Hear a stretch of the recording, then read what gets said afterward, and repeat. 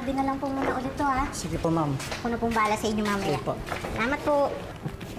Criminal Law Reviewer. Pwede mong isama sa mga binibenta mo. Thank you, ha? Sige. Kuya, kayo na pong bala, ha? Salamat po. Nice shoe.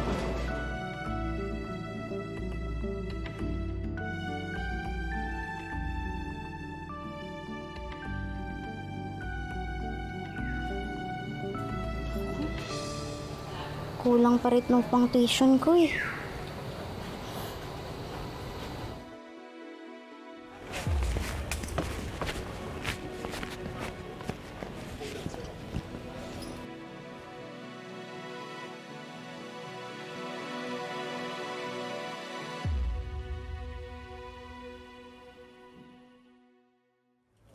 Chang, makikiusap po sana ako kung pwede next month na lang po kung magbigay. Eh, ang dami ko pa po kasing bayarin sa school eh. Baka po hindi ako makapag-take ng final exam pag di ko nabayaran yun. Hindi naman po kasi ako full scholar. Ang sabi mo nung isang buwan, ngayong buwan, nangako ka, di ba? Nangako ka. Eh, pero Chang,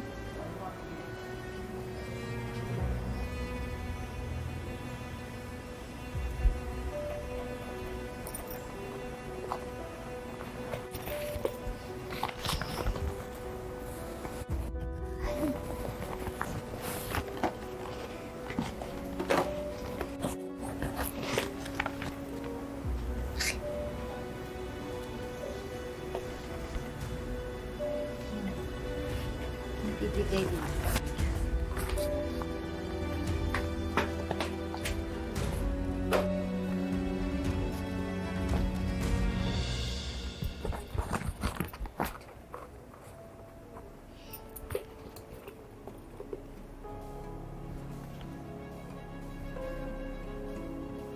Eugene.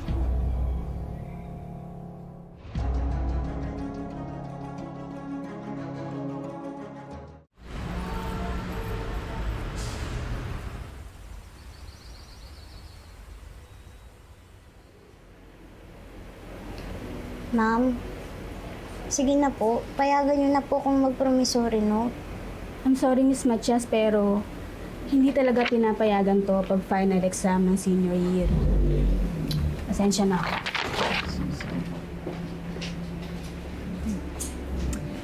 So, hindi ka na raw makakapag-exam, Lilet? Oh, paano ba yan? Hindi ka na magiging abogado. Mabilis akong wala kang sabihin maganda. What? Tumahimik na lang ako? Really, Bonnie? Yan talaga ang ipapalit mo sa akin? I don't know what you see in her. Eh, nandito naman ako sa harapan mo, oh. Latest and upgraded quality na nga. Nag-downgrade ka pa? Alam mo, pwede na nga kitang kasuhan ngayon pa lang ng unjust vexation eh. Baka hindi pa matuloy yung pag-abogado mo dahil sa kawalan mo ng good moral character. Bakit?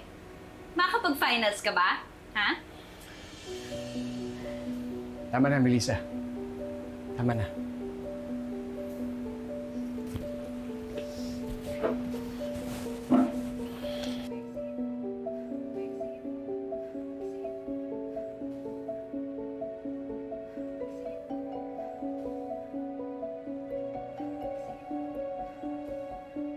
What? What are you looking at?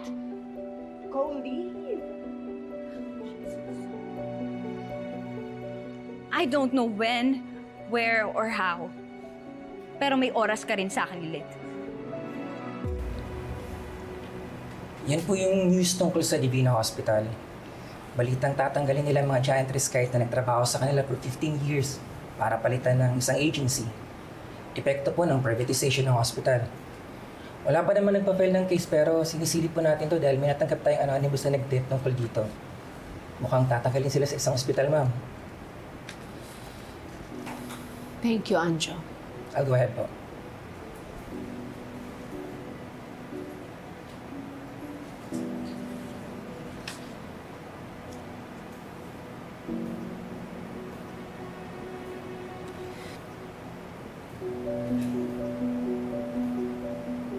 Glenda Ginoo.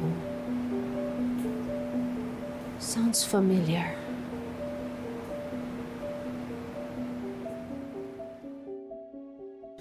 Salamat anak ha, dinalaw mo ko.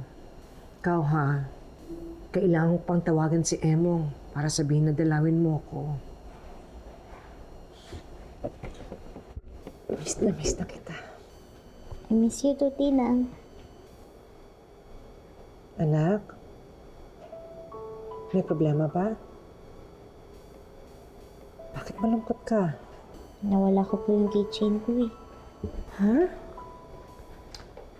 Hayaan mo. Makikita mo din yun. Kita mo, isang umaga, bigla na lang yung susulpot. Makikita mo rin. Okay na po yung Tinang. Nanay ko nga, hindi ako hinahanap eh. Wala na po lahat. Huwag lang ikaw. Ikaw ha? Nambola ka pa. Eh, saan naman ako pupunta? Anak, kumusta nga pala yung final exams mo, ha? Okay naman po. Kayo po, kamusta kayo dito?